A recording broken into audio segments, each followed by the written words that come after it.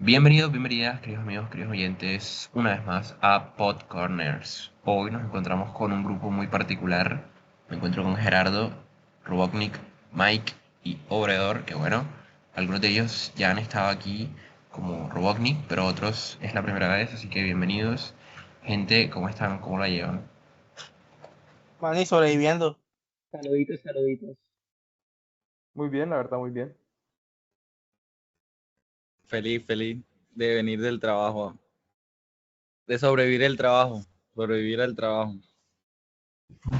Súper, súper. Bueno, hoy nos reúne una serie súper interesante. Se llama Adolescencia, producida por Netflix y que bueno, nos tiene con varias emociones encontradas, desde lo técnico hasta lo narrativo. ¿Qué les pareció? Bueno, si quieres empiezo yo. Sí, Dale. sí, todo bien. Cayó Dale, bien. bueno, o sea, la verdad es que yo creo que esta va a ser una serie de la que hay mucho de qué hablar, así que va a ser un poco interesante cómo se desenvuelve. Pero hacer un comentario como rapidito en general, o sea, a mí me encantó, me fascinó. Creo que justamente lo que lo hace tan buena es que uno puede como discertirla en diferentes aspectos. Creo que entramos de plano, creo que el aspecto técnico es maravilloso y eso, el concepto de la serie, de que esté grabado en plano secuencia, me parece espectacular. Yo creo que se puede hacer un solo podcast solamente hablando de la perspectiva técnica de la serie. O sea, y creo que lo veremos más tarde, como que por qué los planos secuencias tienen esta cualidad de que a uno lo hipnotizan, así como que a uno lo enamoran. Y más allá de lo maravilloso a nivel técnico, lo que hay detrás de cámara, lo complejo que es hacer un plano secuencia, el hecho de que sea un plano secuencia real, que es otra cosa, porque planos secuencias falsos hay un montón, pero la serie es un plano secuencia real, 4 capítulos grabados de esa forma, o sea, es una proeza técnica inmensa, nunca había visto yo algo así en mi vida. Y dejando de lado el apartado técnico, que es maravilloso, pues no de nada sirve que la serie se vea bien si no está sustentada poderosamente con una narrativa muy fuerte. Y ese aspecto también es maravilloso. Creo que mucho de que hablar del tema de la serie y el trasfondo, todo lo que toca. Y va a ser muy interesante.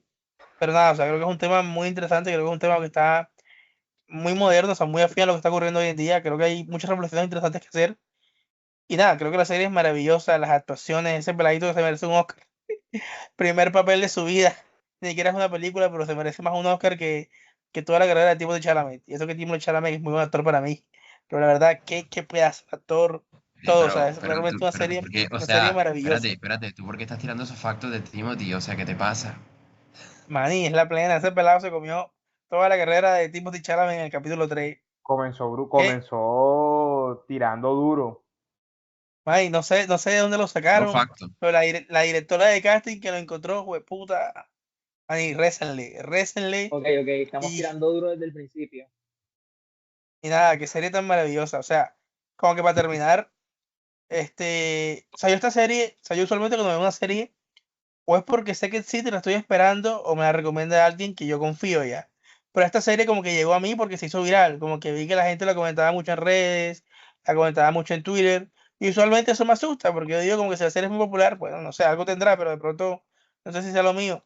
Pero esta sí me llamó la atención cuando vi como que toda la discusión técnica, que era plano secuencia y tal. Entonces me parece muy loable el hecho de que la serie prácticamente salió de la nada, porque hace 4 meses yo le preguntaba a alguien y nadie sabía que esta verga existía, o que iba a salir, salió de la nada y fue tan buena que se convirtió en algo viral, que tenía todo el mundo hablando de ella, que se volvió en todas partes, que incluso hace unas semanas entré en una clase de psicología en la Norte y en la clase estaban hablando de la serie. Entonces como que de verdad me parece muy loable eso, como la serie apareció de la nada y se tomó el mundo, por así decirlo. Excelente, excelente. Yo comparto contigo esta idea de que, bueno, es una serie que aparece de la nada y a mí me gusta no solo el apartado técnico, en tanto a que entiendo, y es algo que me gusta muchísimo ver en las películas, la utilización de lo técnico como para contar también una historia paralela. En este caso, el que tú estés en zozobra por 4 horas con esta gente porque la cámara literalmente no se les quita de encima, yo creo que uno de los apartados más interesantes que tiene esta serie, porque no solo te conecta con los personajes, sino que directamente te tiene en una zozobra que tú no sabes qué va a pasar y ni siquiera te dan oportunidad de teorizar ni nada, sino que todo está pasando todo el tiempo y tú no puedes respirar. Es curiosísimo eso.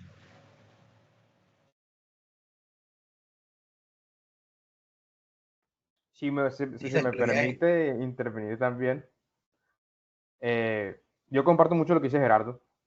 De hecho, el plano secuencia, agregándole a los datos curiosos, si mi memoria no me falla, detrás de cámaras de la serie, ellos tenían, por lo menos en el capítulo 3, no, pero en el capítulo 2, que era el que es en la escuela, si mal no estoy, ese capítulo tuvieron 2 intentos para hacerlo. Entonces, ellos básicamente durante un mes previo a la grabación repasaban todo desde cero, incluyendo los movimientos, el desplazamiento en la zona, y luego tenían 2 intentos por día para hacer ese episodio, de modo que ellos decían, muchos actores lo describían como una gran obra de teatro en un set inmenso, que era pues toda esta ciudad en Inglaterra. Sumándole a lo que dicen también sobre la temática, me parece que Adolescencia es una de las series que toca uno de los temas más relevantes para la actualidad, entre ellos las redes sociales, y un tema también es el de la crianza. Ya, qué decir de la serie que no se ha podido decir, aparte de que es espectacular? Es que pues yo soy muy fan de ella, por más que nada por el estilo de los planos secuencia del, del Chivo López, quien fue el director de fotografía de las películas de ay, se me escapa el nombre, el que hace la película donde Leonardo DiCaprio se ganó su primer Oscar, El Iñárritu o algo Renacido, así, creo, ¿verdad? Ustedes me confirman. el sí, Renacido, Alejandro digo. González Iñárritu. Epa, ese mismo. Bueno, Iñárritu, su sí. director de fotografía, Iñárritu. el Chivo López, si mal no estoy, él le encanta ese plano secuencia. Y en donde hay plano secuencia, ya me tienen a mí amañado. ¿Qué se puede decir? Perfecto, perfecto. Bueno, Rodney, ¿y a ti qué te pareció?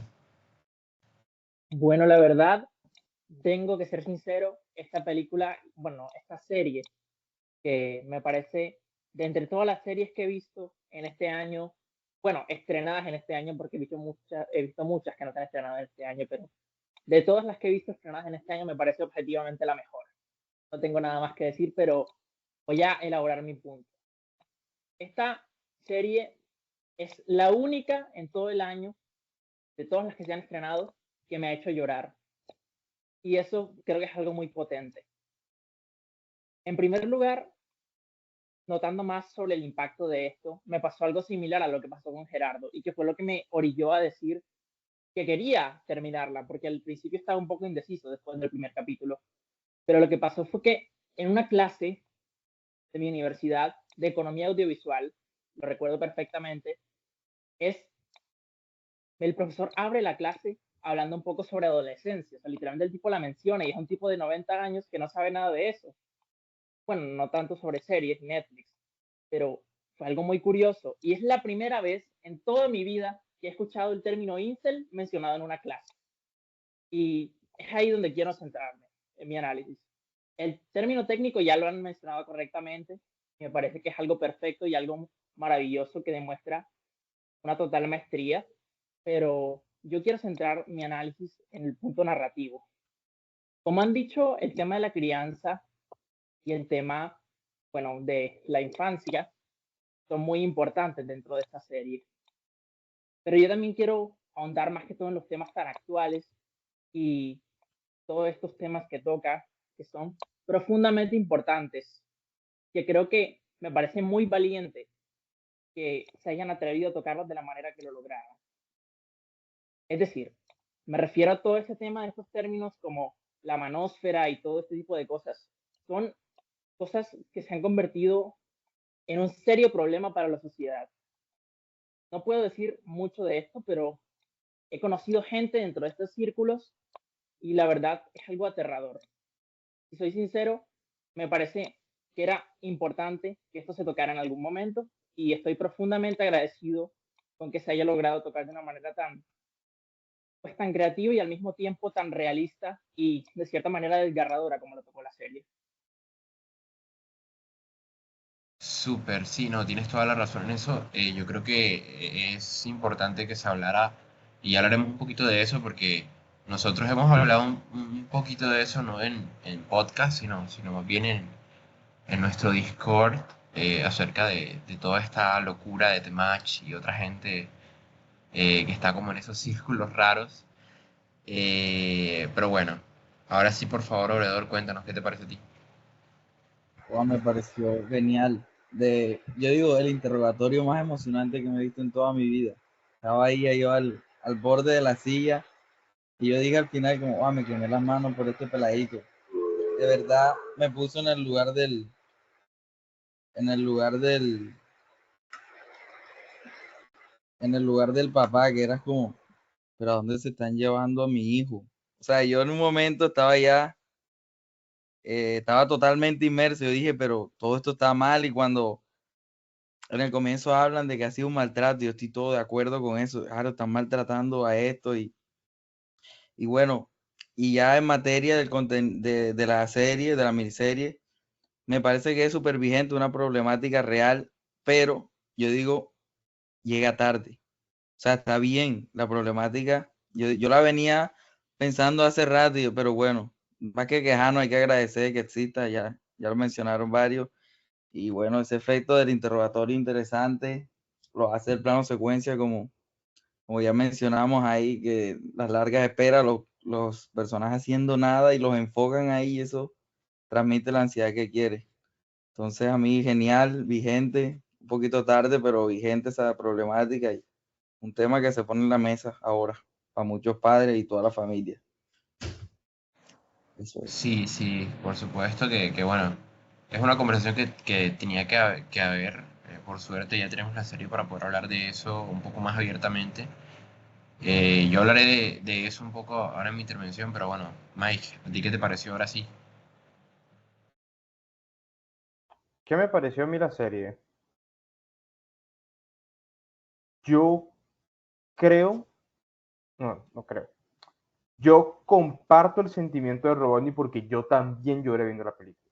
O sea, yo también admito que lloré viendo la serie, perdón, parece como si fuera la película. Yo lloré viendo la serie. Me parece que la temática es magistral. De hecho, muchas personas, y la misma serie lo confirma, en la medida que va progresando, y es que la serie no trata de si el chico no cometió, o sea, si Jamie cometió o no cometió el crimen. Técnicamente eso no es ni siquiera el enfoque ni lo que deberíamos como tal de enfatizar.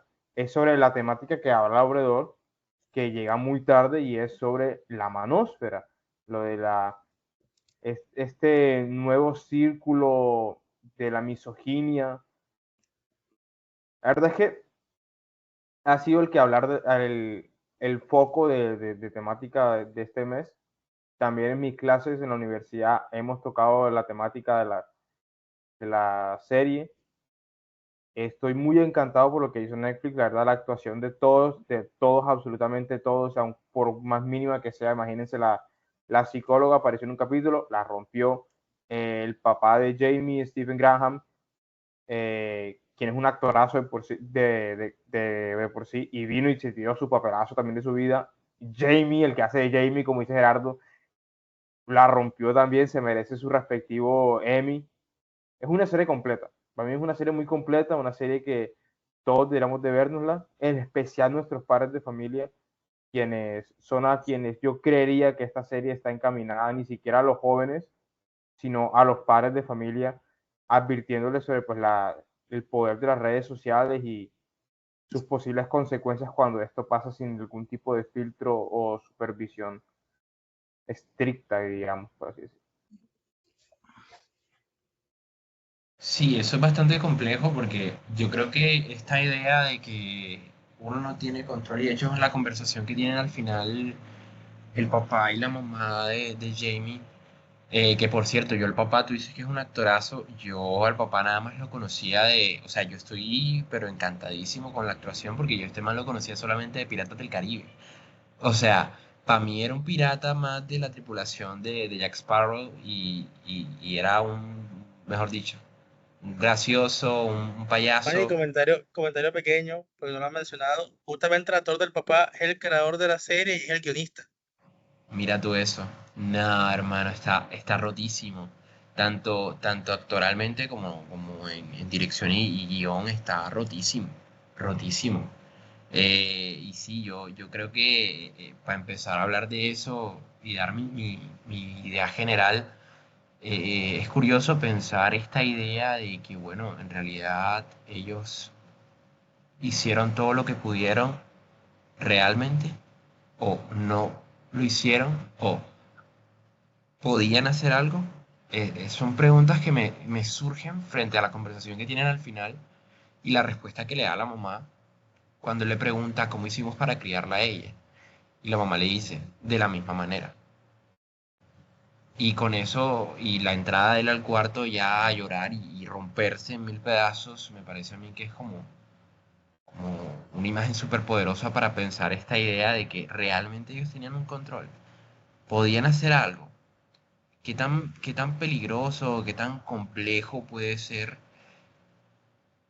estar dentro de Internet hoy en día? Es decir, uno puede pensar que esto es como normal, pero si uno se da cuenta, la gente que nació en 2010, cuando yo estaba viendo Dross, y en 2011, cuando yo estaba viendo Rubius, ahora tienen 14 y 15 años. Y es como un golpe de tiempo. Y toda la gente que nació de 2010 para adelante, de 2015 para adelante incluso, es gente que nació con literalmente Internet y TikTok y todo lo bueno y malo que conlleva eso.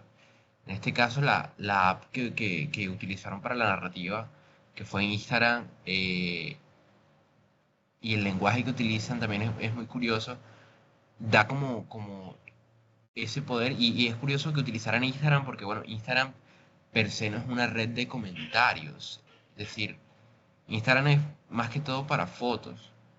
Y, y que utilizaran los comentarios de Instagram me pareció también como una idea muy potente porque es que ¿quién le prestaría atención a eso? Es decir, usualmente tú irías, no sé, a Twitter o a Reds, ahora que existe esta vaina también, o a cualquier otra parte donde fuese a un blog. Pero todo eso quedó como ahí en medio de la narrativa y creo que todo eso tejió un discurso bastante interesante alrededor de la serie en esta idea del control, es decir, qué es lo que más poderosamente me llama la atención de la serie. Yo siento que no podían de alguna manera hacer nada, pero al mismo tiempo tampoco era su culpa. No sé, es rarísimo. Me dejó una sensación muy extraña. No sé qué piensan ustedes. A ver, yo Bueno, digo que, disculpa, ¿tú bueno, quieres ¿quién hablar? iba? Ah, bueno, hablas tú, dale. No, no, no, habla tú, luego yo digo lo mío. Ah, bueno. La sensación extraña esa que tú dices, ¿pudimos hacer algo o no? ¿Estuvimos advertidos o no? Es sorpresa. Son los primeros hijos de Internet. Esto que acabas de decir tú creciste en 2010 tú veías Dross, pero tú venías desde cuando Dross no existía. Estas personas que nacieron cuando tú veías Dross ya tienen 14 años y ellos de algún modo no vienen de un pre-internet, vienen con internet integrado, ya asimilado a lo largo de su vida. Entonces, es esta sorpresa, es la primera generación de muestra que nos dice, mira lo que puede pasar, mira el alcance de internet. Antes de internet, la crianza era el, tú podías ver a dónde se encaminaba tu hijo, a dónde apuntaba, a dónde se dirigía, por quién se juntaba.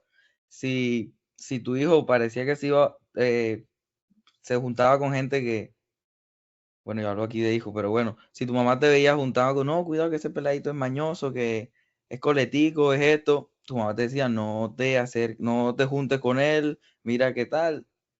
Entonces, a partir de con quién te juntas, es que tu mamá te puede, o sea, toma precauciones, pero eso era, claro, mi hijo se la pasa todo el día en la calle, bueno, quién sabe qué hará en la calle, puede estar en caminos malos, pero ahora desde aquí, desde el cuarto, están los hijos conectándose con tú no sabes quién.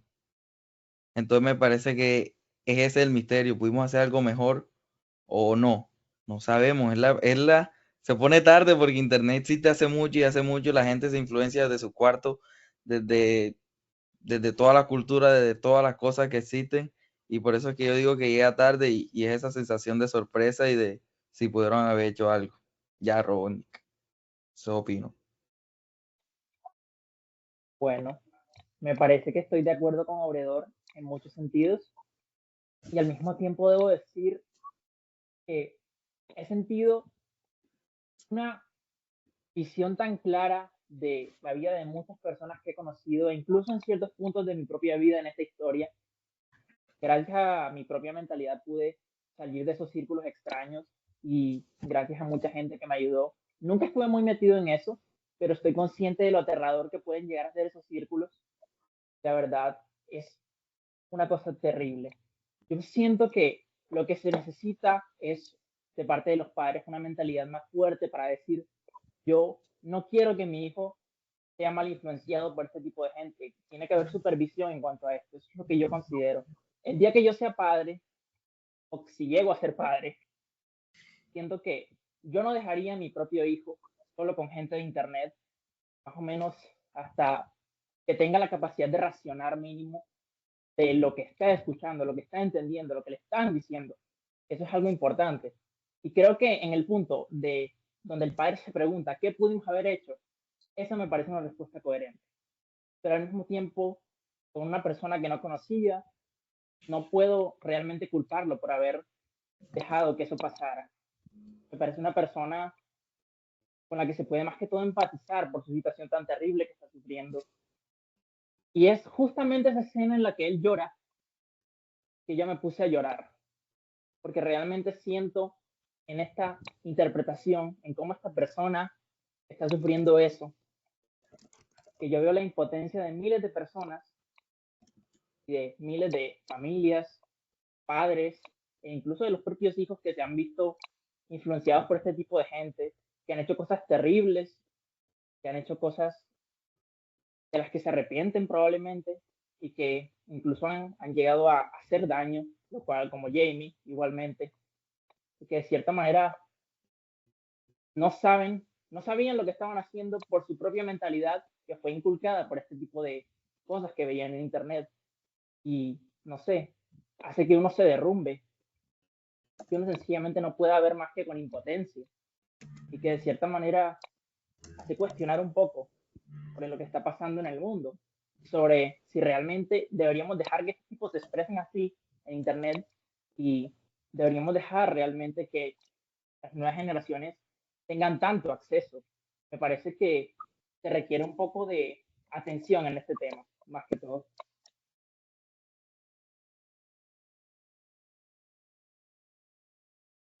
Bueno, hablo yo. Yo quiero rescatar algo que dijo Mike que me pareció muy interesante.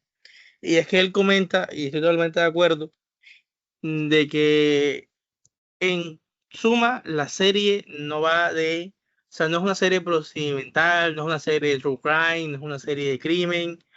La serie no va de quién mató a la niña, porque en el primer capítulo nos dicen quién la mató y es muy claro, sino que la serie va del por qué. ¿Por qué un niño de 13 años mataría a una niña? ¿Qué tiene que ocurrir en la sociedad? ¿Qué tiene que ocurrir en la familia? ¿Qué tiene que pasar en la mente de un niño para que eso llegue a pasar? Y me parece que la razón por la cual la serie es una miniserie es porque ellos no quieren alargar la trama. O sea, la trama de la serie se acaba en el primer capítulo. O sea, ya no hay más trama. Se dan cuenta, lo que hay es una exploración de diferentes entornos que tratan de responder a esa pregunta. Entonces, el segundo capítulo es, bueno, ¿qué vivencias tiene un niño en nuestro sistema educativo actual? Recordemos la serie británica, qué cosas ocurren dentro de un colegio, cómo es la conformación social de un colegio, qué cosas pueden ocurrir ahí que pueden llevar a un niño a cometer eso. Tercer capítulo, vamos a explorar ahora al niño a nivel psicológico. ¿Qué cosas puede, qué pensamiento del mundo tiene el niño que lo llevó a hacer eso? Y el último capítulo es, ahora vamos a explorar a la familia. ¿Qué dinámicas tiene una familia que llevan a que tengan un hijo que haya cometido un asesinato? Y eso me parece fascinante, o sea, como que al final en la serie no le interesa dar una resolución, no hay un juicio, una sentencia culpable, no, o sea, el último capítulo es exploración. Y me parece maravilloso porque creo que, como dice por ahí, la serie era necesaria.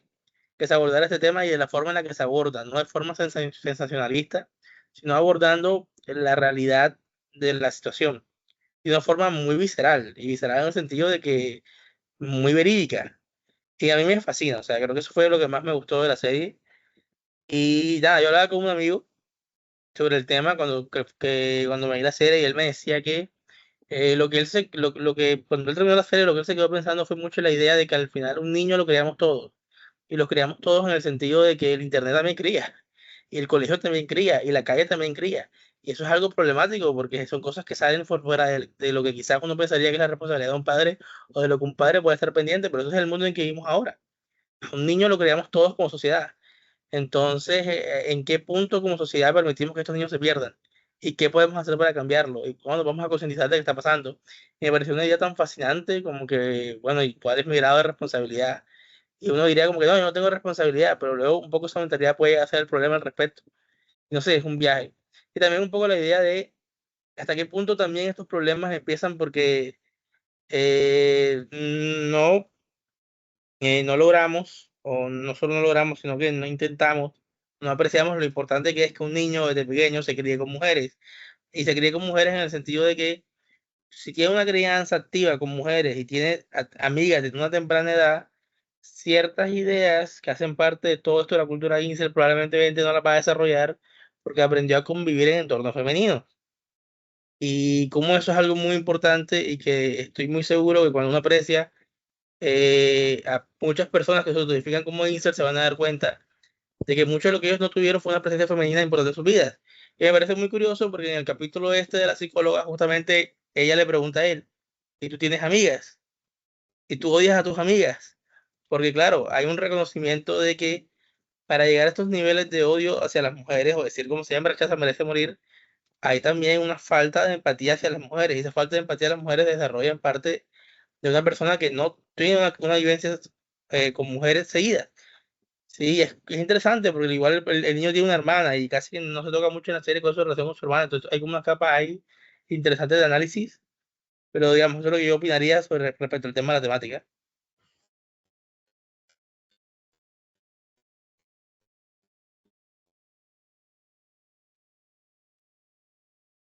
Sí, definitivamente hay que pensar esa idea.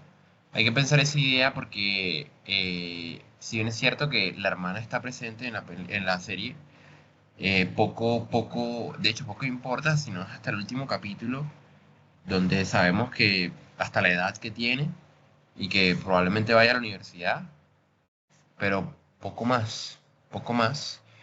Y este personaje de Jamie está todo el tiempo en negación, y yo creo que es el engaño el cual está hablando Bredor, por el cual uno dice, metí la mano al fuego y me quemé.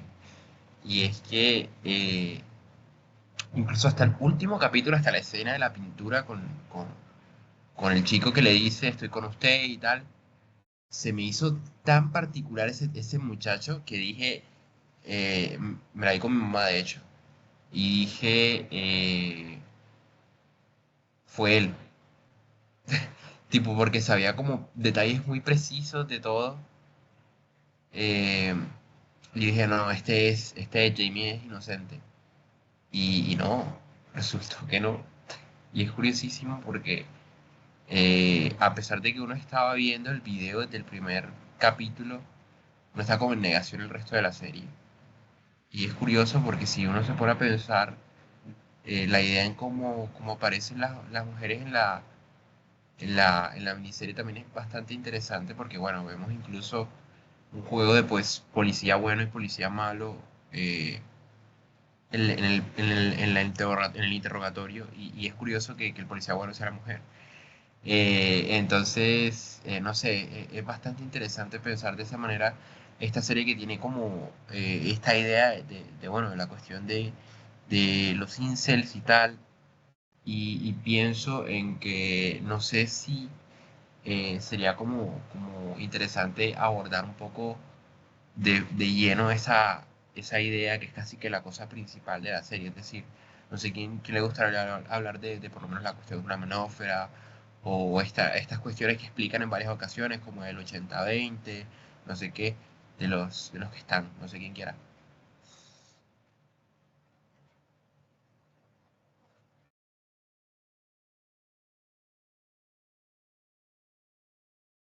Bueno, yo quisiera mencionar un poco más a profundidad sobre esos temas, y es que la verdad es algo muy lamentablemente esparcido alrededor del Internet hoy en día. Y muchos creían que esto es algo novedoso, pero la verdad, eso lleva existiendo desde hace muchos, muchos años. Antes incluso desde que Andrew Tate empezara a hacerse famoso, que es más que todo el tipo que llevó eso a algo masivo hoy en día o a convertirlo en un problema de cierta manera. O antes incluso de que saliera el Temach, que es como la versión más hispanohablante de Andrew Tate, existían ya foros, incluso antes de que existiera YouTube, ya existían foros de esas temáticas, más que todo en 4chan, que es una mina de oro de todo este tipo de gente trastornada, lamentablemente. Y también en lugares como Reddit existían círculos de debate de este tipo de cosas, según lo que tengo entendido. Pero poco a poco fue cuando se volvió a ser más masivo con esta crisis de masculinidad que lleva existiendo en cuanto al tipo de cosas que han pasado en el mundo. Fue que muchos hombres solitarios y mucha gente de este tipo que ha sido de cierta manera, que se siente de cierta manera atacada por las situaciones o por cómo el mundo evoluciona, que se ve de cierta manera una esperanza en estas figuras mesiánicas que se pintan como salvadores o de cierta manera como un tipo de ayuda, como lo es el Temacho, el Andrew Tate, que me parecen unos charlatanes, una mierda de personas en todo sentido, pero estas personas ven en ellos no tanto una forma de aprender a ser mejores, sino de encontrar una razón de sus problemas. Y esta gente lo que hace es vender la idea de que el mundo, el feminismo, la sociedad, las mujeres están en contra de todo. Y pues por eso hay que unirnos y despertar. Desde ahí donde previene la idea esto de la red pill, que es básicamente una mala interpretación de lo que es la idea esta de la red pill de la película de Matrix, que como todos sabemos, tiene más que todo como una metáfora trans, que es básicamente de lo que tiene que ver con Lily y Lana Wachowski. Así fue como la plantearon y lo han explicado. Pero todo surge de esta tergiversación que en vez de darle a la gente un motivo para mejorar o para de cierta manera intentar reflexionar sobre sí mismos, le da a esta gente un motivo para odiar, un motivo para decir, esta es la razón de tus problemas y tú tienes que luchar contra eso y de cierta manera demostrar que eres mejor que eso y básicamente decirles que coman mierda. Ese es el punto, es una cosa muy trastornada de cierta manera y que se ha convertido de cierta manera en una secta, en mi opinión. Eso es lo que yo opino personalmente.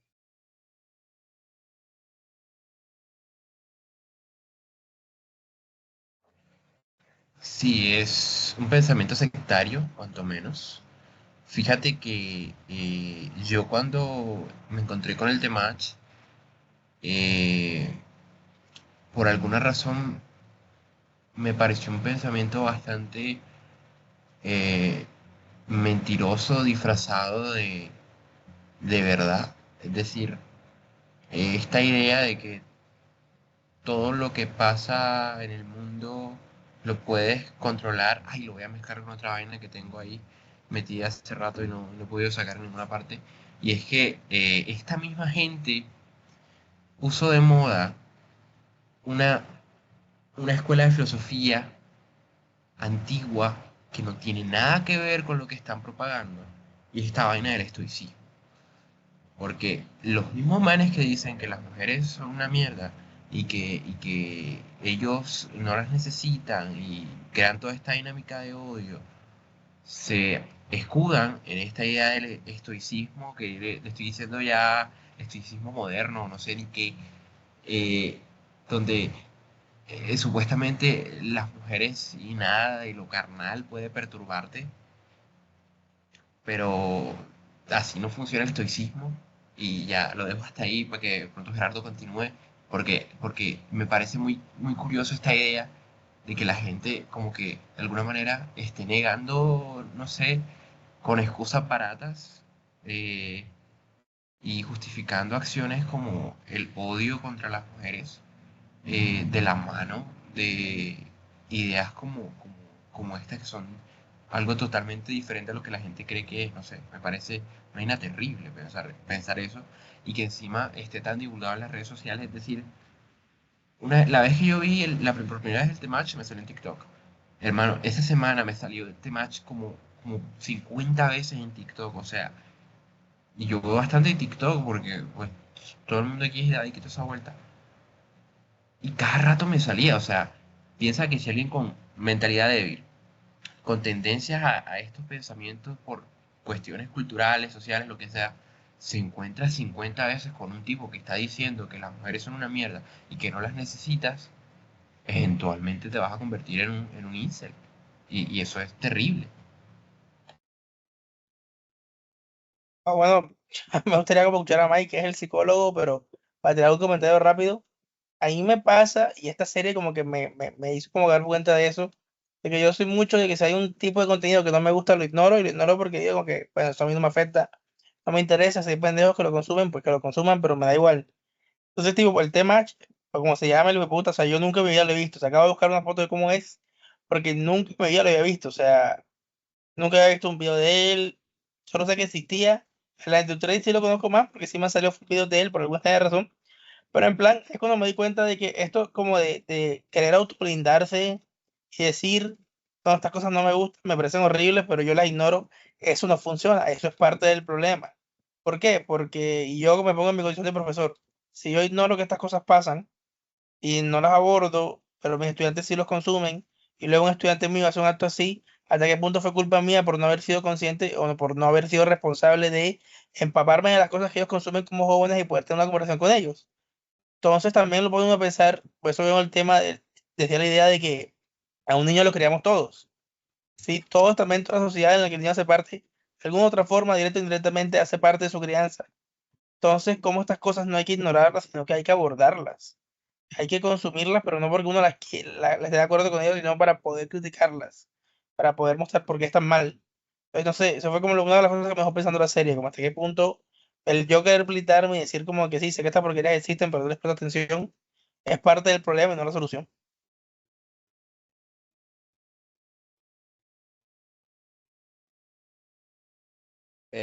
Yo quiero decir que asco el Temache, que asco Andrew Tate, que asco. Ahora procedo a decir que ellos ofrecen un plato de entrada a sus espectadores, como tú, como decía Santiago, son gente vulnerable. Pero hay gente, porque a veces si te pones a escuchar los videos o los ves, es como de pronto alcanzan a acertar algún consejo de alguien que necesitaba dejar una exnovia tóxica, que, ajá, que ármate de valor, mi compa, máquina de guerra. De pronto a alguien le sirvió. De pronto Andy Tate creo que va al gimnasio y de pronto motivó a alguien el día que era. Pero ya luego ellos quieren retener todo ese público y empieza la secta. Entonces yo decía, a mí me llega a parecer sensato el temache porque yo no lo necesito, pero hay alguien que sí. Hasta que un día vi un video que hacía como un ritual de iniciación allá en una plaza de México y eso me dio asco. Y yo dije, este man no tiene ni puta idea del daño que está haciendo. Entonces era como, no sé qué, flexiones y tal. Y lo mismo con este Yados, el español, que o dormió 8 horas de pobre.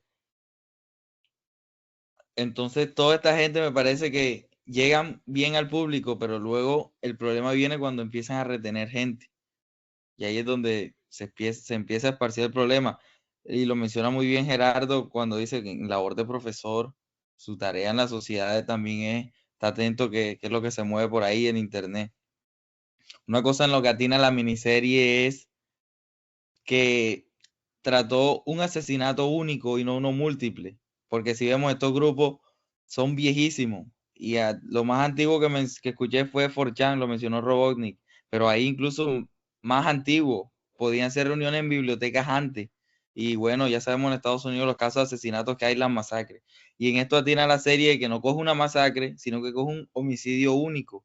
Una masacre sería más alarmante y todo el mundo lo tomaría como una excepción, sí. Bueno, ya no es tan excepción en Estados Unidos, pero del mismo modo que sea un solo asesinato, que sea único, no es tan sensacionalista, no es tan sensacionalista, sino que trata del problema real.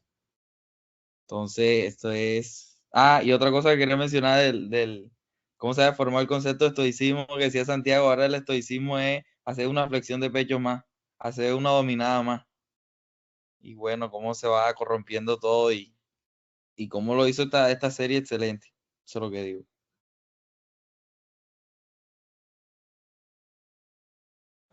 Sí, no sé, ¿qué opinas tú, Mike? Bueno, creo que hay muchos temas que tocar desde distintos frentes, entonces voy a tratar lo mejor de poder abordar la mayor cantidad de los temas que hemos mencionado aquí en esta conversación y los temas que surgen de la miniserie y cómo los vamos relacionando.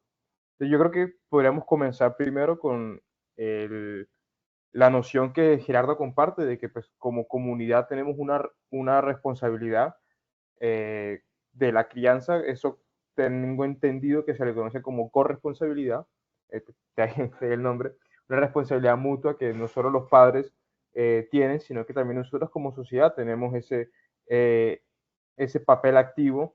De hecho, muchas leyes hoy en día aquí en Colombia atribuyen a eso. Por ejemplo, ustedes ven, o bueno, no sé si sabían, pero para dar un ejemplo breve, los niños que se encuentran en la calle, esos chicos que están generalmente en los semáforos, consiguiendo limosna, trabajando, bueno, ellos no se encuentran escolarizados.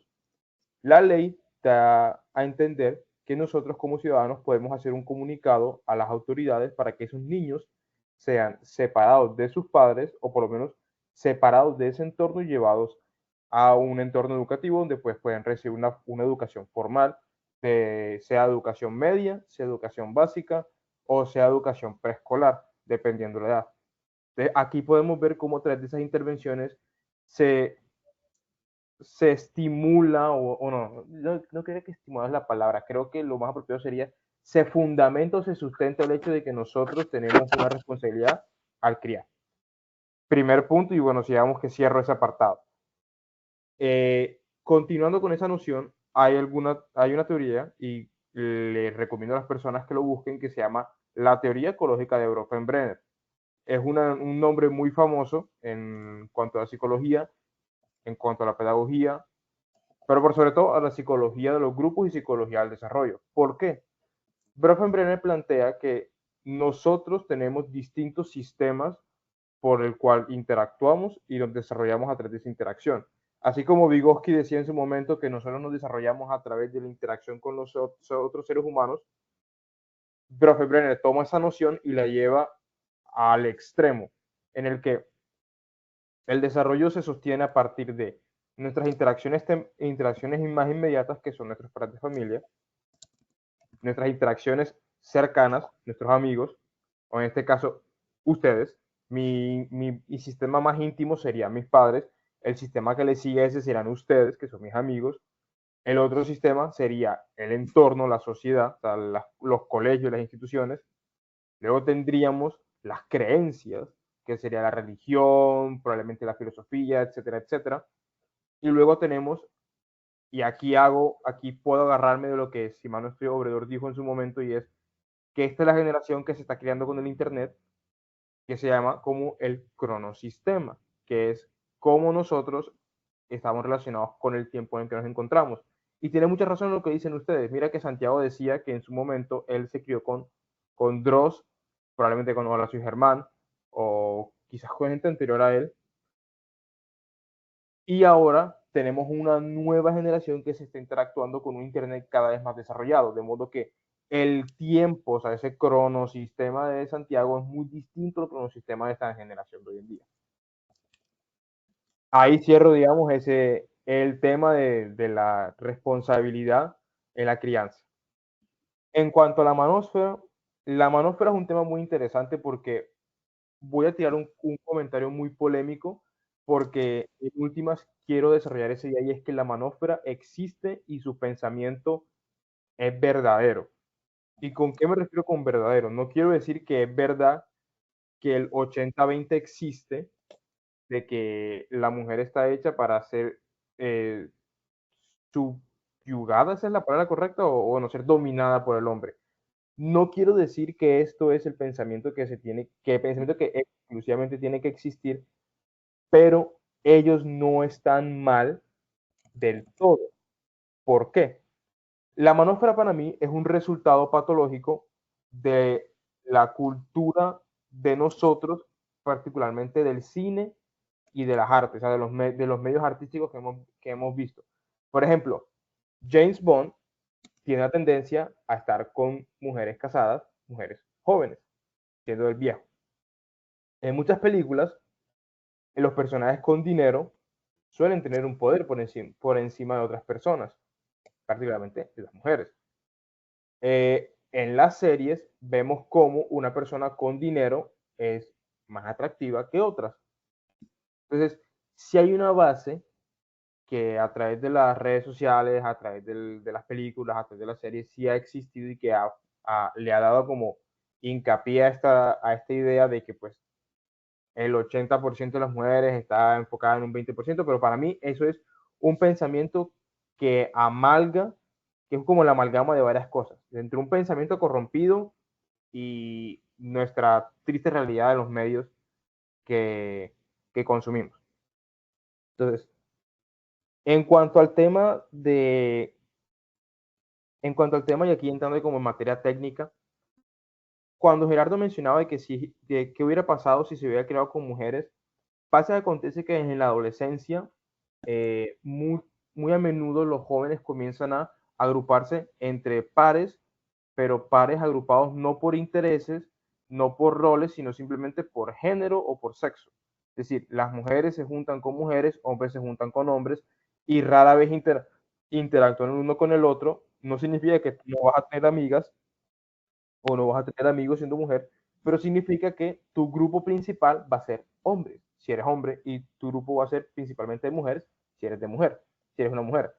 Eso es como que más o menos como que lo que suele pasar en la adolescencia y, y cómo estos grupos se van como formando.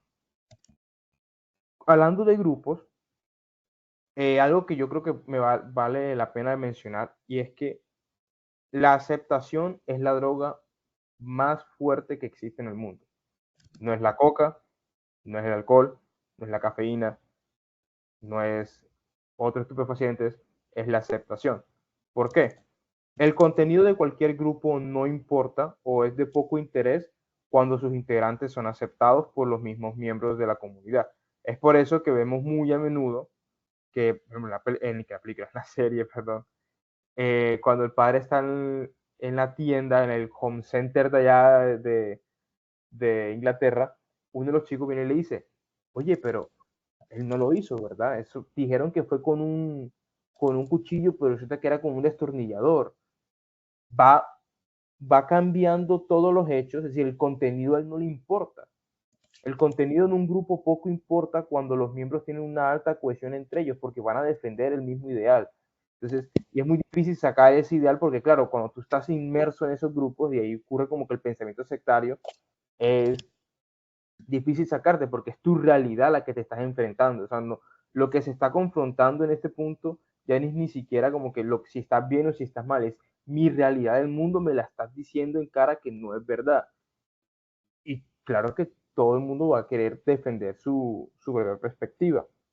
Entonces, a lo que quiero ir es que Jamie es tristemente el producto de un grupo que fácilmente atrapa a las personas que se sienten indefendidas o que tienen problemas con sus inseguridades, porque es mucho más fácil estar con personas que piensan igual que tú y que refuerzan esas ideas que justifican el por qué tú piensas que la vida es porque es, a enfrentarlo de cara. Eso es un proceso metacognitivo muy duro, muy duro. Y por eso es que tenemos a los incels hoy en día, porque para ellos es mucho más fácil estar en ese grupo que decir, no, sabes que yo estoy mal. Y ya para finalizar, ya que veo que me extendí demasiado, eh, ese tipo de conductas en esos grupos y en cualquier grupo, esto no es algo exclusivo de los incels, van a ver que si ustedes se ponen la tarea a analizarlo y los invito a que lo hagan, van a darse cuenta que en todo grupo hay conductas que van a ser reforzadas por la aceptación del mismo grupo. De modo que en el caso de los incels, en el caso de Jamie, el odiar a las mujeres es una conducta muchísimo más fácil de replicar porque todos los miembros de ese grupo odian a las mujeres. De hecho, si Jamie fuese el caso típico en ese grupo de decir, sabes que yo siento que las mujeres son buenas personas, él sería utilizado como lo que se denomina como la oveja negra. De modo que él sería resaltado como el malo del grupo para echarlo y volver a mantener la cohesión de ese grupo, porque ese pensamiento representa un riesgo para los demás. Que es como esas imágenes que ustedes típicamente ven ahí en las internet de que el que alza la cabeza lo van mochando o el que todo el mundo está mirando para abajo y nadie se atreve a mirar para arriba. Eso tiene su verdad. Y este es como un ejemplo de lo que pasa. Entonces, yo creo que con eso ya pude abordar todos los temas que tocamos y que sentí que se pudieran haber tocado en algún momento en la discusión. Entonces, disculpen si me extendí, pero ajá, había que hacer como esas aclaraciones de mi parte.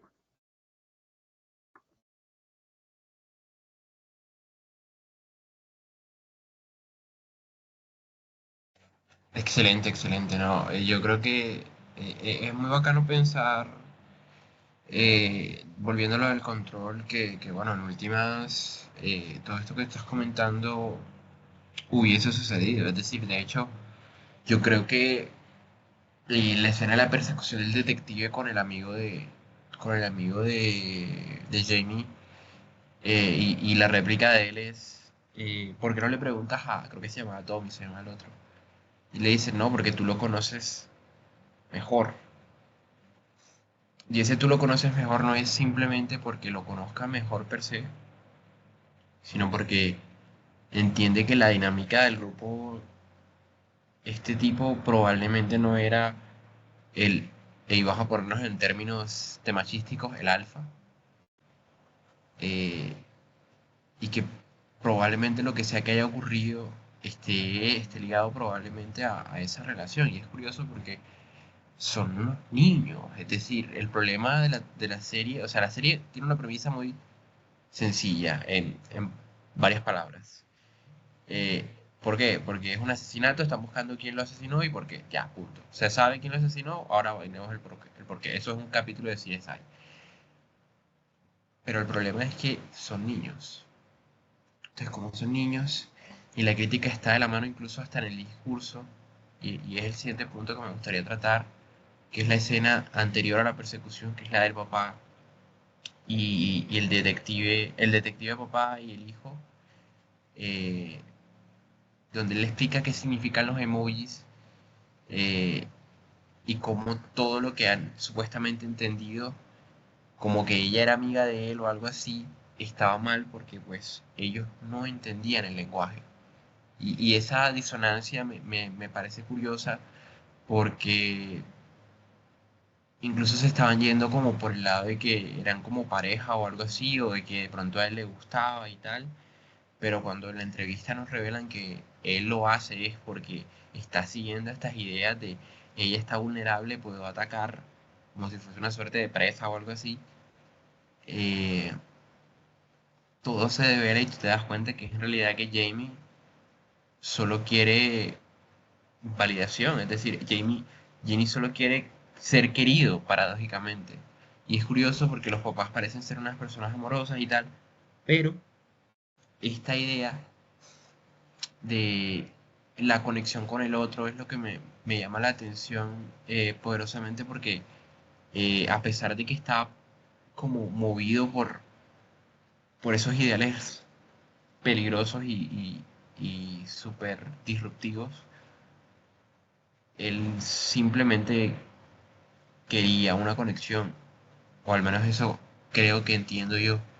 No sé qué opinan ustedes.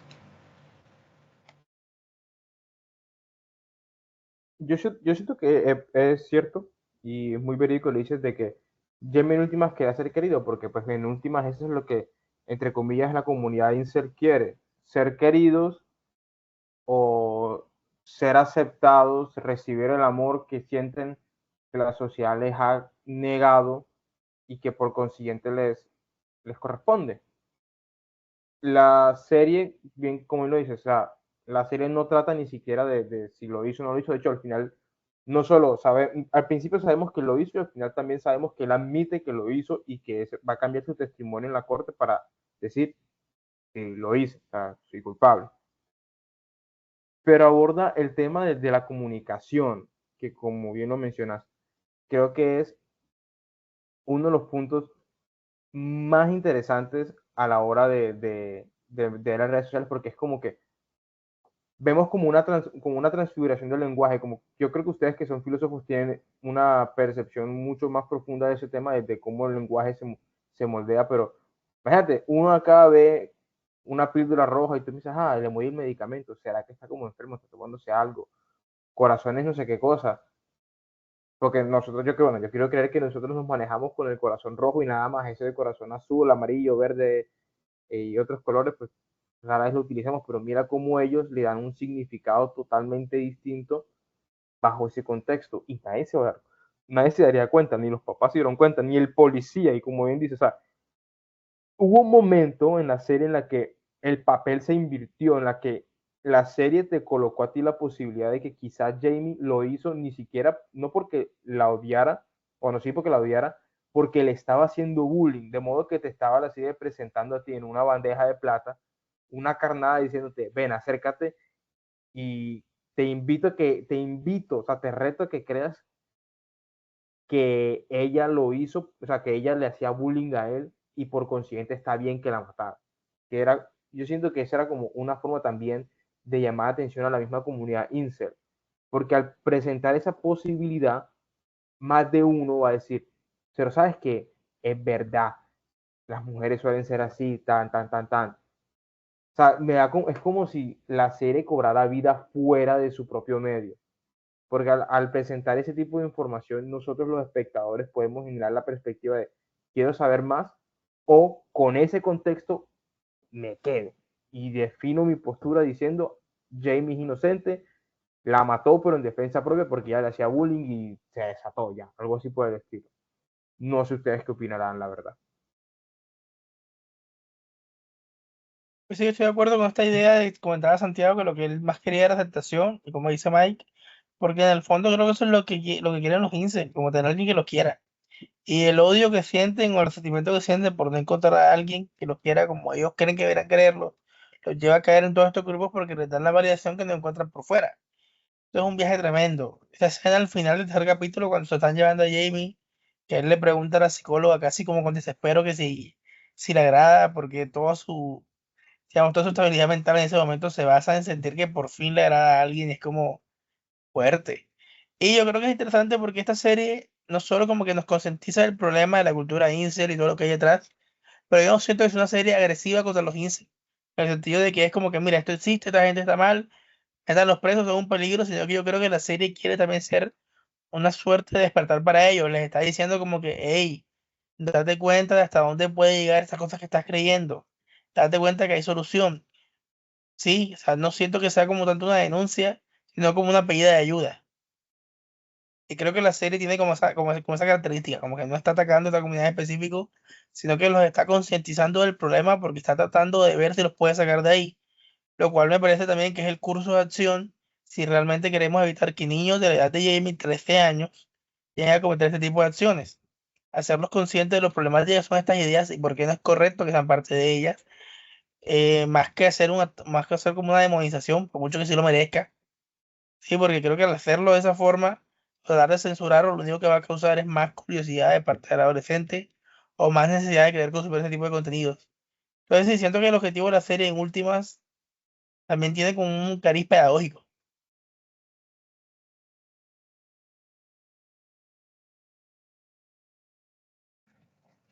Sí, no sé, Pues Rodney sí, iba a decir algo, ¿no? así. Sí, pues la verdad tiene este tema pedagógico y yo estoy de acuerdo con Gerardo porque, y además considero que es importante que este mensaje se dé, que esta gente pueda tener una oportunidad de decir, estoy bien, está bien lo que estoy haciendo, porque realmente algo que siento que estos foros o este tipo de colmenas mentales en las que esta comunidad se mueve fomenta mucho es el hecho de que esta gente no le permita o no se permita a sí mismo reflexionar sobre lo que está haciendo o sobre lo que piensa. Y más que todo este constante decir, sí, lo que tú piensas es correcto, las mujeres son malvadas y todo eso, es algo que esos propios círculos fomentan. O sea, no fomentan la reflexión, no fomentan el decir si de verdad las cosas son así, sino que en sí pasa eso mismo, que el hecho de que esta gente se mueva en esos círculos sencillamente valida más esos puntos y no les da la oportunidad de pensar, en reflexionar sobre lo que están haciendo. Y creo que de cierta manera el hecho de que haya espacios o que haya productos como Adolescence, que entrega pues esta idea de que hay una posibilidad de entender lo que estás haciendo para esta gente, de cierta manera concientizarlos de que lo que están haciendo está mal y darles una oportunidad de mejorar o de reflexionar en sí mismos, pues de cierta manera me parece algo muy positivo. No es tanto de demonizar, sino de combatir el problema de manera, bueno, responsable. Sencillamente pensar en que esto es algo que está pasando y que con cosas como lo que está haciendo Adolescence, de darle una oportunidad a esta gente de reflexionar, pues estamos haciendo algo por combatir el problema y eso es algo importante.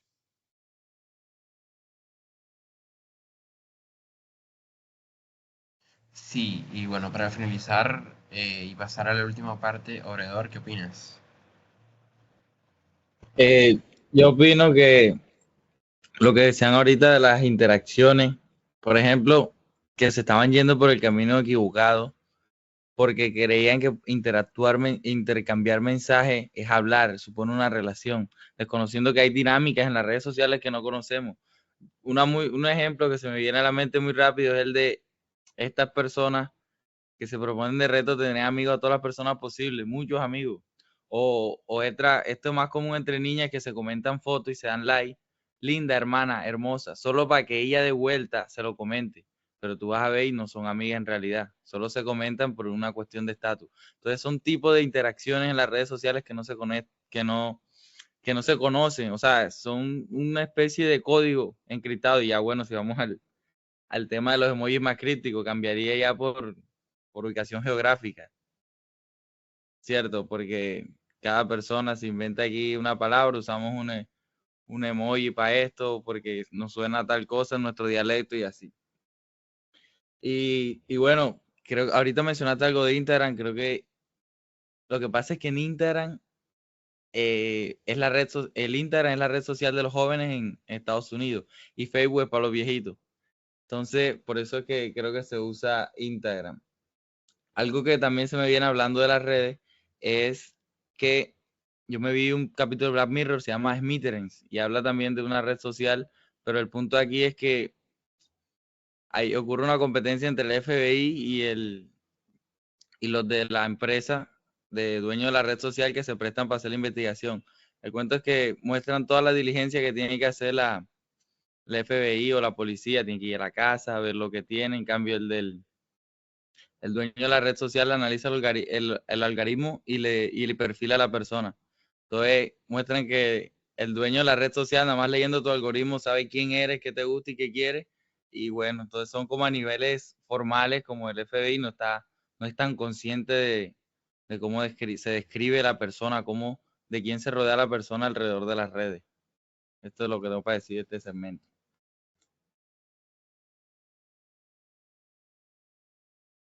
Súper, súper. Bueno, yo creo que podemos pasar al último apartado que de hecho hoy va a estar. Ah, va a morir, tengo gripa. Que va a estar muy interesante, que es el de las teorías. Voy a estar corto, porque no es una serie que dé pie a muchas teorías, pero yo creo que la teoría más que queda más suelta a lo largo de, que tampoco importa, pero que queda suelta ahí, es la de dónde está el arma homicida. Y yo creo que el arma homicida tampoco era el cuchillo que dice el niñito. Yo creo que el detalle del arma homicida está cuando el papá destapa el bote de pintura. El man saca un destornillador de ahí de la camioneta. El niño pudo haberlo cogido directamente. Y es algo de lo cual el muchacho que le vende la pintura le alega, y es que dicen que son puñaladas, pero realmente no saben si son puñaladas. Eso me llamó muchísimo la atención. Y con esto abro el apartado de teorías. Uy, Marico, me dejaste pensando, güey. de hecho, yo sí tenía una teoría que iba justo por ahí y la menciono brevemente. Y es que yo siento, o sea, no sé por qué, algo me hace pensar que en la forma en la que reaccionó Adam, el hijo del policía, y que, como sabemos, él se juntaba con Jamie y con, bueno, no se juntaba con ellos, pero sabía ciertas cosas de esta situación. Él creo de cierta manera que podría tener alguna idea de quién tenía el arma homicida. Y eso es lo que lleva a mi teoría en sí, que básicamente está entre los dos amigos, entre Ryan, que es el que al final termina siendo llevado como cómplice, pero yo creo que la clave estaba en el otro amigo, en el chico este, Tommy. No se le da mucha importancia, pero yo siento que él, entre los tres tenían algún tipo de complot para esconder el arma homicida. Creo que pudo ser el destornillador, al mismo tiempo me parece plausible esa teoría, pero siento que como se hacía tanto énfasis en el cuchillo y como al final Ryan mencionó que era su cuchillo, lo que planteo es que tal vez entre esos tres, lo que pudo haber pasado en mi opinión fue que Ryan le dio el cuchillo a Jamie, Jamie hizo lo que hizo, y luego, ya en pánico, Jamie le entregó el cuchillo a Tommy. Eso es lo que es mi opinión. Me parece que es una cierta conspiración, pero tengo la idea de que como ellos tenían esa relación de cierta manera tan estrecha, de estar metidos en estos círculos los tres y de cierta manera autovalidarse y no cuestionar nada de lo que hacían, me parece que eso podría ser una teoría que yo tengo.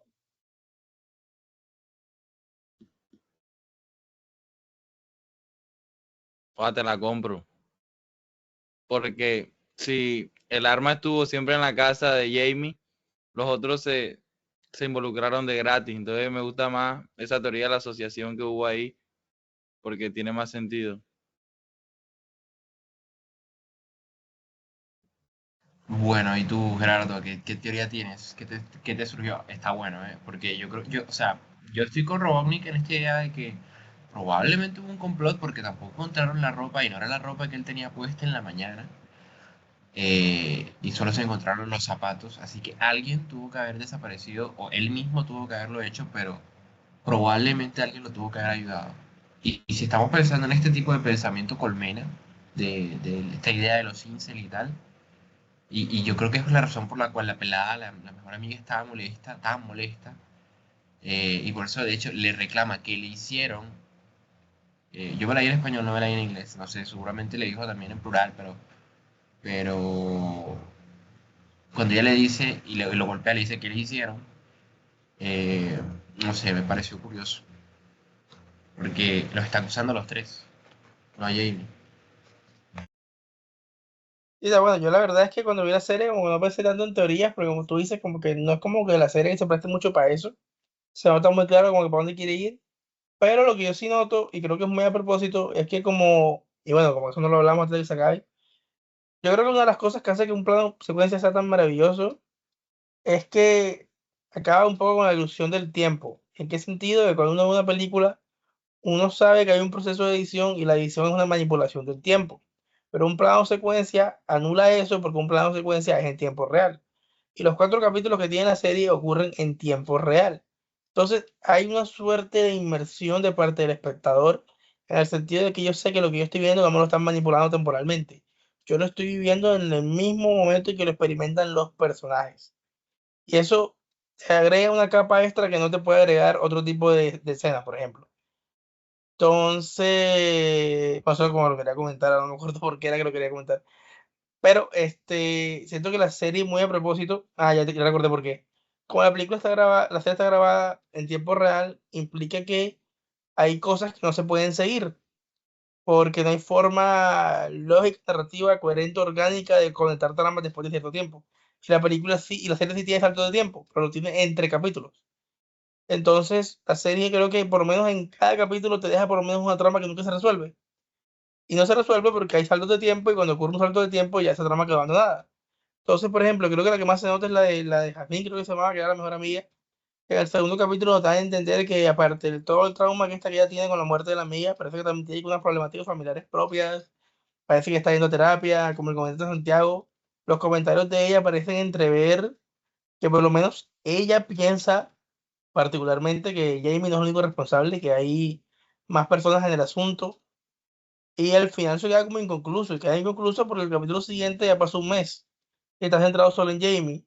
Pero me parece muy interesante, siento que la serie, muy a propósito, entre cada capítulo, salto de tiempo, nos deja algunas tramas inconclusas para que nosotros queremos nuestro propio panorama sobre qué es lo que está pasando. Y ya eso. Bueno, y por último, Mike, contigo cerramos este apartado de teorías. Honestamente, no es como que no tengo mucho que decir al respecto, ¿sabes? Nunca lo había pensado de esa forma. De hecho, yo siento que de las teorías sentí personalmente que todo se concluyó como tenía que concluirse. El arma, el misterio del arma, supuestamente, oye, ¿sabes qué? Ahora que caigo en cuenta, wow, no había pensado en eso, porque la ropa, yo sé que la ropa, él se deshizo de la ropa en el momento de la escena del crimen, lo mencionan los policías después de que le muestran a él el video de, oye, ¿dónde está tu chompa? Y él dice, no sé de qué estás hablando, la botaste cuando la mataste, y él, tal vez, es como que, ajá, de ahí tweet que sí. Pero lo del arma, wow, ¿sabes qué? No, me quedo con la teoría que mencionaron anteriormente, la del arma, porque Pero yo no lo creo había que, o sea, pensado de esa forma. no sé si lo dicen, pero yo creo que es el final, como les digo, o sea, hay tramas que quedan inconclusas por el tema de los saldos de tiempo, pero si al final él se declara culpable y en el último capítulo vemos que es así, creo yo que eso significa que en ese salto de tiempo que no vimos, sí se encontró el arma, porque si no, para que usted declare culpable es porque ese juicio está perdido. Y como le dice el policía en el segundo capítulo, si no encontramos el arma, él siempre va a tener algo que le va a permitir zafarse. Entonces, si el man en el último capítulo se ve perdido, es porque yo creo que en algún punto de la serie encuentran el arma, solamente que ya no es necesario para la trama. No, hombre, Joa, no. no, Pero te voy a decir por qué quizás no No creo. creo. no Porque creo él yo. tenía la opción, él le dice al papá en el carro, padre, voy a cambiar mi testimonio. O sea, que él básicamente aún tenía la opción de poder quedarse con el no culpable, de modo que nos da a entender de que a lo mejor el arma no se encontró y en el caso tal la haya encontrado, pues aún tenía chance de decir, no, no soy culpable. Pero cuando decide cambiarlo, bien puede ser que se encontró o que ya la culpa le llegó y dijo, bueno, ¿sabes qué? Voy a entregarme a las autoridades. Yo estoy ahí contigo, Mike, y ahora dejo que hable Obrador por una razón, y es que nos están vendiendo toda la conversación de Jamie, perdón, con su papá, como el momento de redención del personaje. Es decir, el personaje ni siquiera está. Y de hecho, la manera en cómo el personaje le dice al papá es bastante interesante porque se le nota indeciso, da rodeos, le pregunta por el cumpleaños, les pregunta que qué van a hacer. Y él incluso sabe, porque les dice al final que hay gente esperando, pero aún así no puede decírselos. Y cuando ya no soporta más, porque no hay más de qué hablar, lo suelta. Lo suelta y de hecho lo dice de una manera bastante pacífica. Y cuando la mamá y la hermana, después de que el papá se quedara mudo, empiezan a hablarle, él continúa tranquilamente. Ya no hay una carga de remordimiento ahí, ya no hay una carga de agobio, de necesidad de demostrar algo que no es, sino que ya él directamente lo aceptó.